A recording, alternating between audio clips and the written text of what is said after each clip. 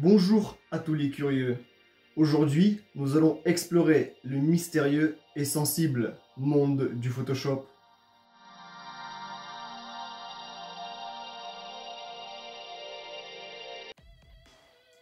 Donc, ouvrons notre logiciel de modification d'images et ensuite choisissons une de nos images ou une de nos photos. Moi, j'ai choisi une photo où je suis sur la place rouge à Moscou. Cette photo transmet le bonheur et l'envie de vivre. Mais il y a un petit problème. Il y a des gens derrière qui gâchent tout.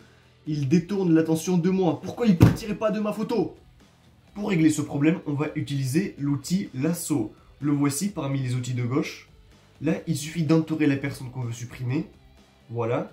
Et ensuite, il faut aller dans l'onglet édition. Pour ensuite choisir remplir. Voilà. Et là, l'ordinateur va faire tout à notre place. Voilà, tout simple. Ah oui, j'ai oublié de vous dire.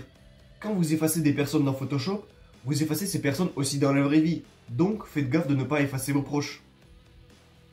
Mais pour effacer les jambes de ces personnes, l'outil lasso sera impuissant. Donc là, on va utiliser l'outil tampon de duplication. De là, il faut choisir la zone d'où on veut copier les pixels en appuyant sur Alt. Et là, il suffit de gommer en quelque sorte les jambes de ces personnes. Voilà. Je suis énormément choqué par ce qui se passe sur mon écran. Voilà, on a éliminé la biomasse humaine qui était en dessous de l'horizon. Et maintenant, on va passer tout ce qui est au-dessus de l'horizon. Là, les choses se compliquent un peu. Là, on va beaucoup utiliser l'outil pièce. Comment il fonctionne?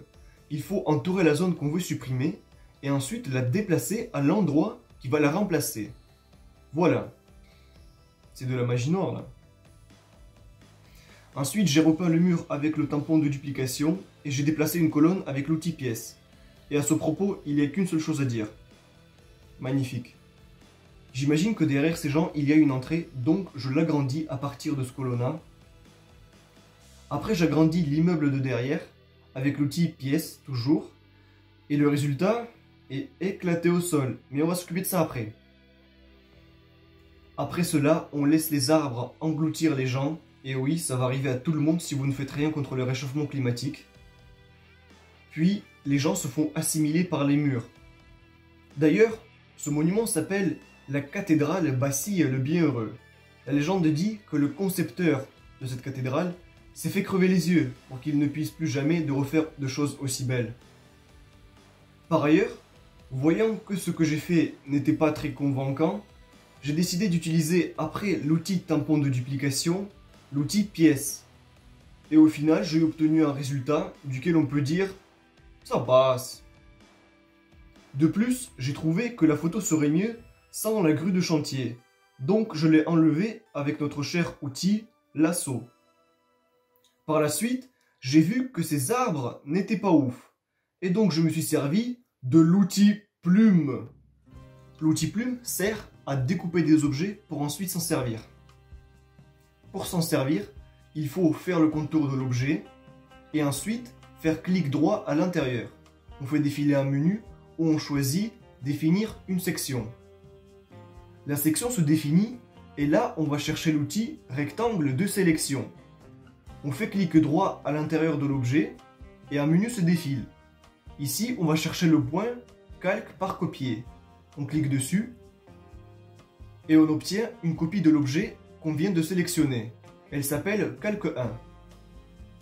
Ici, je pense que vous êtes impressionné par ces manipulations de hacker. Mais surtout, ne vous inquiétez pas.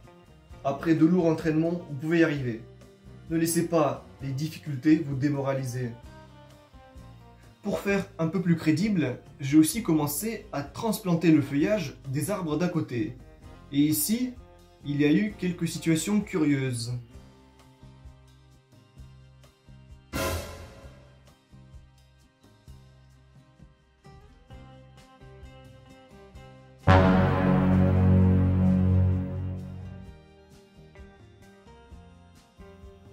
Je ne sais pas quoi en penser. À part que c'est un signe pour que vous mettez un gros pouce. Ensuite, j'ai voulu cacher mes gribouillis en mettant devant un arbre.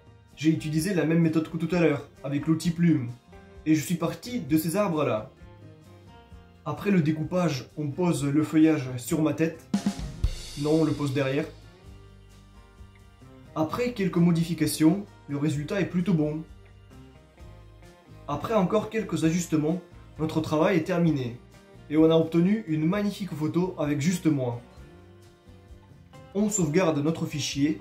Je tiens juste à attirer votre attention sur un seul point. Ici, on met la qualité maximale. Et voilà. Maintenant, on peut s'amuser à faire avant-après. Franchement, le résultat est impressionnant. Surtout quand tu sais que c'est pas très compliqué. Aujourd'hui, nous avons vu quelques bases du Photoshop. Mais pourtant, qui sont très intéressantes à savoir pour par exemple retoucher vos photos de vacances. Enfin, nous continuerons à faire l'aventure dans ce monde magique et à découvrir des nouveaux procédés de retouchage. A plus, et souvenez-vous, les gens qui s'effacent dans Photoshop s'effacent dans la vraie vie.